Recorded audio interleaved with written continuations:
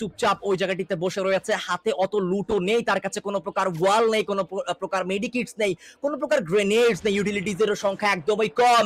Games king তাকে shot করা হবে এবং এট লাস্ট হ্যাশট্যাগ টেইনে movie star R7 they are also eliminated. This is international bro, এত সহজে লুকিয়ে থাকতে পারবেন এটা কিন্তু হবে না। আপনাকে যেভাবে হোক না কেন স্পট করাবে vision system sports.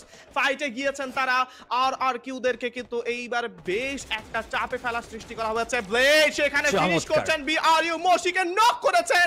Red হকসের entry হবে রাইট নাও। রেড হকস প্রত্যেকটা প্লেয়ারদেরকে বুঝে শুনে ফিনিশ করছেন রাইট নাও। আমাদের বাংলাদেশ স্পোর্টস অ্যারেনা সেরাদের সেরা রসারটাকে আমরা দেখতে পাচ্ছি। It's not other than blade right now in front of you guys.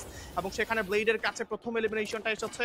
পর্যাপ্ত ইউটিলিটিস রয়েছে, তবে বিআরইউদেরকে টার্গেট করাটাই কিন্তু এখন আর এছাড়া কোনো উপায় নেই, কারণ আর্সেনালটাকে লুট করতে হবে। আর এই জুনিয়র প্রত্যেকটা ম্যাচে আমি লক্ষ্য করছি রেড হকসা অনেকটা দেরি করে জোনের দিকে যাচ্ছেন। এছাড়া অন্যান্য যেসব টিম রয়েছে অনেক আগেই কিন্তু জোনের মধ্যে ঢুকছেন, অনেক আগে জোনটাকে সিকিউর করছেন, যার কারণে রেড হকসদের ওপর কিন্তু বেশ ভারী একটা জোন কিপিং প্রেশার বা গেট কিপিং প্রেশার কিন্তু আমরা দেখতে পারি।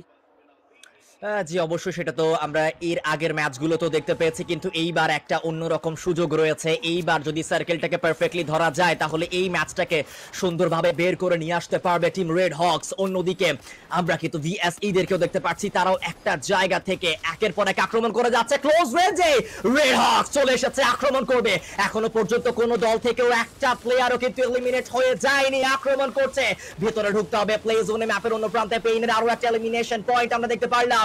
ধীরে ধীরে ভেতরের দিকে ঢোকার ট্রাই করছে পেইন গেমিং, তারা এই জায়গাতে এসে পড়েছে। তিনটা বল, বাট পেইন গেমিং এর নোডা হয়ে যাবে নক আউট। নেজাদ ম্যাক্সিয়ার গ্রেনেডে নক হয়েছে, তার কিলটাকে কনফার্ম করতে পারবে কিনা। ব্লেডের হাতে ট্রোগন ক্লোজ রেঞ্জে, ভিশনারি সিস্টেমের মাল্টিপল অ্যাথলিট 2v1 সিনারিও। ব্লেডের জন্য Blade also taken down by Andrex and Blade kill confirm করে ফেলা হয়েছে। ফ্লিকার এলিমিনেট হবে মাত্র একটা প্লেয়ার, দ্যাট ইজ কুটুস। সে ছাড়া বাকি তিনজন প্লেয়ারই কিন্তু এই জায়গা থেকে নিয়েছে বিদায়। এন্ড কুটুসের উপরে এখন গুরু দায়িত্বটি এসে দাঁড়িয়েছে।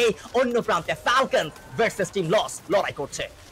ফাইট যেন শেষ হচ্ছে না। Falcon Force versus Alo as the team Brazilian right now another take down. দেখতে পাচ্ছি কারোকে এই মুহূর্তে কিন্তু নক করে ফেলা হয়েছে। পিনার উপর একটা আউটস্ট্যান্ডিং প্রেসার আসবে। আরওয়ানকে দেখা হয়ে গিয়েছে, লং ডিসটেন্স থেকে এন্ট্রি হবে টিম অনার কেউ রাইট নাও, এবং সেই ফাইটে জয়েন করেছেন ফ্যালকন। তাদের শেষ প্লেটা থাকবে, তবে হ্যাসেগেট রাইট নাও ফর অ্যালোএস।